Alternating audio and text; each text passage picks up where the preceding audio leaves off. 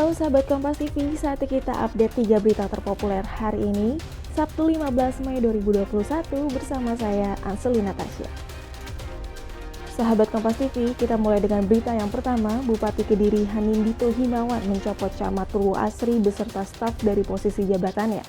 Hal itu dilakukan setelah 2 orang tersebut kedapatan melakukan pungutan liar untuk keperluan tunjangan hari raya. Bupati Kediri mendapati adanya laporan pungutan liar yang dilakukan oleh Camat dan Kasih PMD Purwoasri.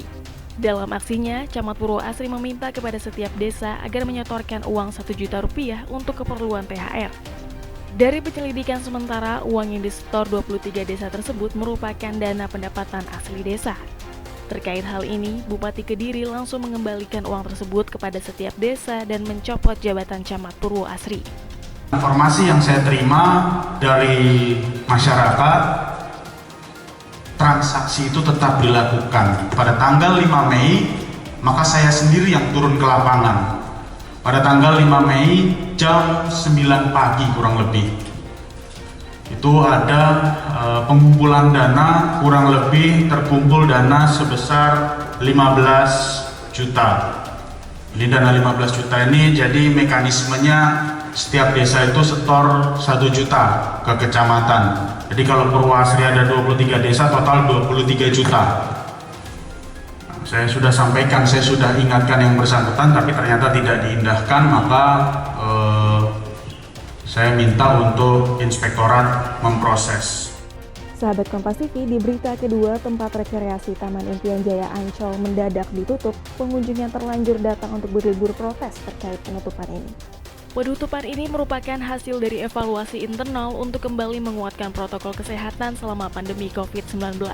Penutupan tanpa pemberitahuan ini sempat membuat antrean panjang terjadi di gerbang Barat Ancol, Jakarta Utara. Pengunjung yang terlanjur membeli tiket dapat lakukan penjadwalan ulang. Rencananya, Ancol akan kembali beroperasi pada Senin depan. Pertama-tama kami atas nama manajemen menyampaikan permohonan maaf sebesar-besarnya atas ketidaknyamanan kebijakan ini.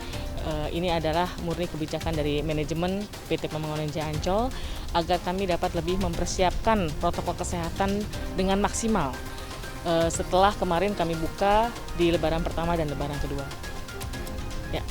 Jadi dengan hasil diskusi terbaru, dengan berbagai pertimbangan kembali bahwa kawasan Ancol kami tutup sementara tanggal 15 dan 16. Jadi hari ini dan besok kami masih tutup, masih belum beroperasi, tetapi setelah itu kami harapkan itu dapat beroperasi kembali. Banyak sekali pertimbangannya, mulai dari sarana prasarana yang nanti akan kami kuatkan atau tingkatkan, signage, kemudian juga marka-marka, jaga jarak karena kawasan pantai ini cukup luas. Jadi rupanya signage yang sudah kami sediakan itu belum memenuhi dari pengetahuan dari pengunjung, sehingga inilah yang kami evaluasi.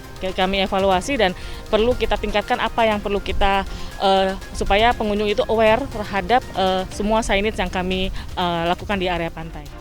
Sahabat Kompas TV, di berita terakhir pada hari ini, antisipasi arus balik pemudik, Kementerian Perhubungan dirikan posko pemeriksaan tes cepat antigen di titik jembatan Timbang Balonggandu, Karawang, Jawa Barat. Dirjen Hubungan Darat Budi Setiadi disampaikan di posko pemeriksaan Balonggandu telah disiapkan sebanyak 4.000 tes antigen. Tes usap antigen ini akan dilakukan secara acak kepada pemudik yang kembali dari kampung halamannya. Jika ditemukan pemudik yang positif, petugas akan langsung melakukan karantina di rumah sakit rujukan COVID-19 di Karawang. Saya hari ini meyakinkan di beberapa rest area yang ada di sekitar Jakarta sampai dengan Cikampek dan juga termasuk jalan nasional di Balonggandu, bahwa hari ini kita mulai untuk melakukan pengecekan kepada masyarakat yang akan kembali ke Jakarta dari perjalanan sebelum tanggal dan sebagainya. Dan sebetulnya apa yang disampaikan Pak Menteri Perhubungan rapat kemarin dengan Pak Menko Perekonomian, Pak Menko PMK, dan juga Ketua Satgas, perubahan di sektor transportasi darat itu yang pertama untuk yang penyeberangan dari Bakauheni ke Jawa dulu. Penyeberangan dari Bakauheni ke Jawa itu memang sifatnya adalah mandatori, jadi harus menggunakan rapid test antigen. Nah, untuk itu saya menghimbau kepada masyarakat yang sekarang ada di Palembang, Padang, Bengkulu, Medan, kalau akan kembali ke Jakarta, pre-journey harus melakukan pengetesan dulu untuk rapid test antigen dan berlaku untuk 1 hari. Kemudian berikutnya untuk yang jalan tol, jalan nasional, ini tadi saya sudah melakukan pengecekan di beberapa tempat, tadi sudah kita mulai. Kalau jalan tol dengan jalan nasional, untuk sepeda motor khusus jalan nasional khusus sepeda motor, untuk jalan tol khusus dengan menggunakan kendaraan pribadi, itu sifatnya adalah random sampling. Namun demikian, karena hari ini untuk ketersediaan rapid test antigen masih belum maksimal, dan mungkin besok akan dibantu lagi oleh Satgas maupun dari Kementerian Kesehatan. Jadi kita harapkan sebagian besar dari masyarakat yang melakukan perjalanan itu akan kita lakukan pengetesan. Namun sangat tergantung dengan ketersediaan dari rapid test antigennya. Dan di 21 pos di jalan tol ini mudah-mudahan hari ini sudah, karena memang saya ngecek tadi di KM 62, KM 47 semuanya sudah jalan untuk jalan nasional di Balongan. Nah, sahabat Kompas TV, itu dia tadi 3 berita terpopuler yang terjadi pada hari ini. Kalau begitu, saya Anselina Tasya pamit undur diri dulu. Jangan lupa untuk di-like, comment, share, dan subscribe channel YouTube Kompas TV. Terima kasih. Dah.